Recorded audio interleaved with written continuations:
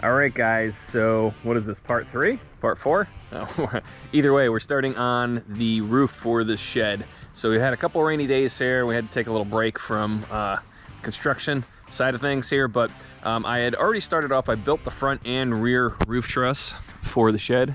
This is what they look like. They're just being held in place right now with these little scrap pieces of 2x4 screwed in there. So it is a king post style truss that we're building. And the only difference between the front and rear and the rest of the trusses that go in between along the length of the shed is these mending plates here, right? So we put these little plywood mending plates to kind of hold these in. You can use those nail-on mending plates from Simpson Strong Tie if you want. I had some extra plywood, so I just decided to cut a bunch of them and save some money because I think they're like $1 or $2 a piece. So the only difference between the front and rear is you notice that there's no mending plates on the outside here, and that is because the T111 siding that we're putting on here, if there was mending plates on here, where the T111 went up, it would actually sit on top of that mending plate. So it didn't call that out in our plans. It's something I kind of found out on my own when I was looking at the drawings, and it seemed a little strange to me that they showed the mending plates on this side if you wanted to have your siding on here flush. I'm gonna make all of the bottom pieces for the trusses right now. So it's a 10-foot wide shed. So that span on the bottom of the truss needs to be 10 foot, but we also need to cut the angles on there. So all we do is we take the 2x4x10, they're typically 10 foot and 1/2 inch. So we have to trim them down exactly to 10 foot. And then we measure back 7 inches on either side and we cut that angle. That angle is a little too extreme to cut on the miter saw. I think the miter saw only goes up to 60 degrees.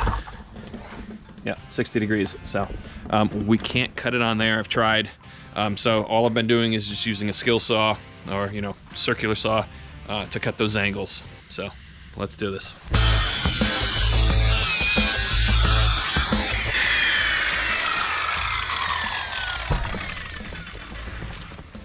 Not as clean as using the miter, obviously, or quick, but pretty good nonetheless, right? It's just a roof truss.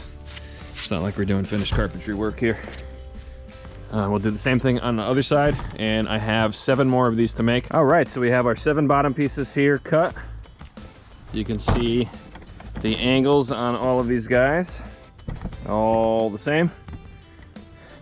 So next we need to cut our center supports that go up and our left and right sides here. All right, so we need 7 2x4s that are 2 foot 2.5 inch tall. And then after we cut them to the length, we're gonna cut the 2 26.5 degree angles on either side of the top of that.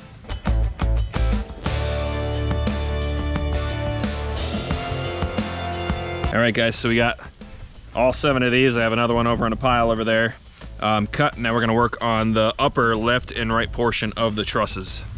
All right, so for our remaining 7 trusses, all we need is the top, upper left, and right piece that form the peak of the roof, basically. So we're gonna be cutting these to 6 foot 6 1/4 long, and then we're gonna measure back 1 3/4 inches and cut from the corner to get our angle for where the 2 pieces meet together.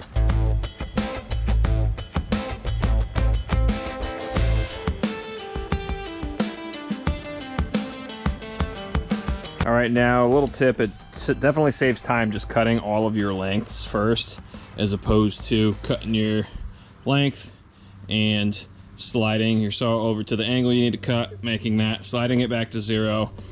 You're better off just cutting all of your pieces to length first, and then you can leave your saw on the angle setting and just go through and bang them out really quick. All right, so we have our stack of wood here. I already brought the center posts up for the trusses. So there's the top, left, and right, and the bottom pieces here. And I'm gonna show you how to put these together and build a template around them to make it super fast and super repeatable without having to take measurements each time that you build these trusses. All right, guys, so we got the table saw out now. This is all I have left of the sheet. I started cutting the mending plates out of. I'm hoping to get the rest of them out of here. So I need to cut the triangular kind of pyramid shaped pieces for the peak of the truss, and I need to cut the mending plates for the bottom where the that center post goes. So hopefully I have enough in here to do that. So this is what I'm talking about. So I have all of these made. I have some of these made, and I need to make more of these. I need to make 14 of these. So also, if you are planning on cutting mending plates like this, you need to be smart about it, right? So these are 6.5 by 10. So if I cut 6.5 up, I can only get, what are they? They're 10 wide, so I can only get 4 this way. If I cut it to 10, I can get almost 8 out of this strip. So it's a little more efficient to cut it this way.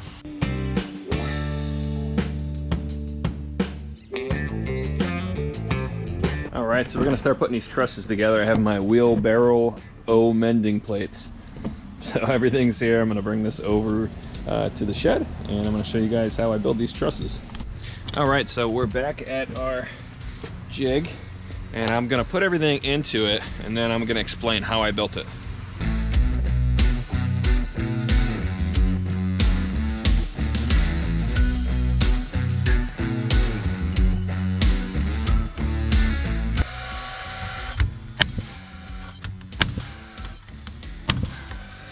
That's it for that side.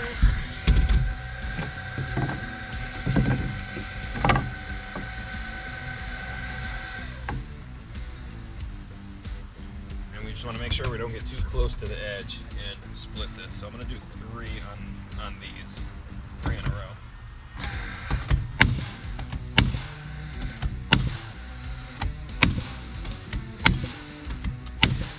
And that's all there is to it.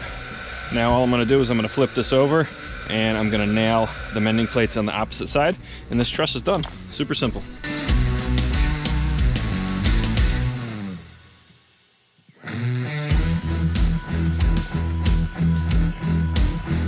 So I want to show you the detail on the truss jig. So basically all I did is I took a bunch of scrap 2x4s left over from the studs on the wall frames here, and I screwed them into the ground, and there weren't just random spots, right? There's a purpose for each of these. So these two here are actually the peak of the truss right here where these two meet, right? And I wanted that perfectly in the center here. So I can slide 2 up and they'll meet perfectly every single time, and the angle of that center post that goes up the middle wouldn't be like this, right? You don't want the pitch of your roof on one side to be off, you know, different than the other side. So then what I did is I put these 2 blocks here, and that was for that center post, and I made sure before I even screwed these in when I was building the first truss that I put a square on here and make sure everything was 90 degrees on both sides here, right? And then the bottom board on the truss, I put a block here, a block here, and a block here. And what that did was ensured that that truss was perfectly level to the bottom of the 2 top pieces. And then I put 2 stops here. Now these stops on either side here grabbed that top corner of the truss up here, and I needed to have 10 inches of overlap on each side for building the outside, like the fascia and soffit and everything. So that made it repeatable, where I always had 10 inches from at the end of that bottom truss piece to the corner of the outside that hangs off.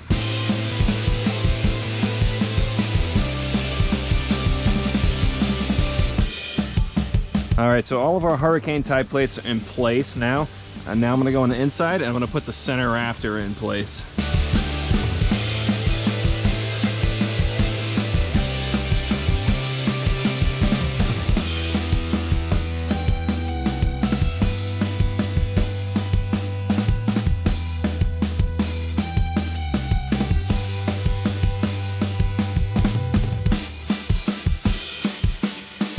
All right, guys, so I didn't even realize my camera died here, but I put in some cross bracing between the front truss and the first one on the inside of the shed, and that's because the outside one just has these tie straps here, and there's really nothing really holding it to, you know, on here from kind of wiggling around too much. So This helps keep it plumb and nice and strong here.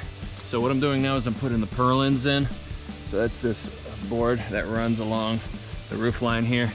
So I'm gonna set them up so there's about 10-inch overhang. You can kind of see right there. I'm gonna do the same thing on the other side. It needs to be almost 18 feet, I think. It's like 17 foot 9 inches or something. So I couldn't get a 2x4 that long. So I'm just taking a 10-footer and an 8-footer. I'm cutting the 8-footer down to make up for that difference there. We're gonna have plywood on top of this anyways. But all this is this helps us build our soffits and our fascia underneath really nice.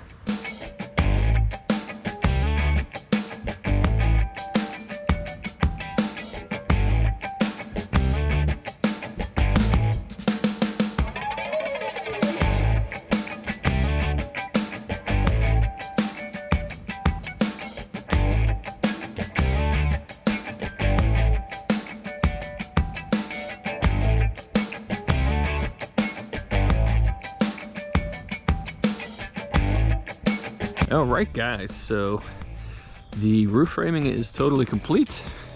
Next step is to put the roof sheathing on and the siding. So be sure to stay tuned for both of those videos.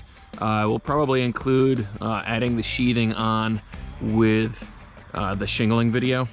I'll just do it all in one, so this doesn't end up being like 20 different parts.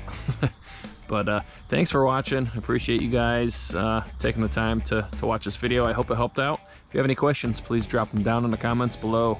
I'm definitely no expert, but I can definitely answer any questions you may have if you're building something similar. Thanks for watching.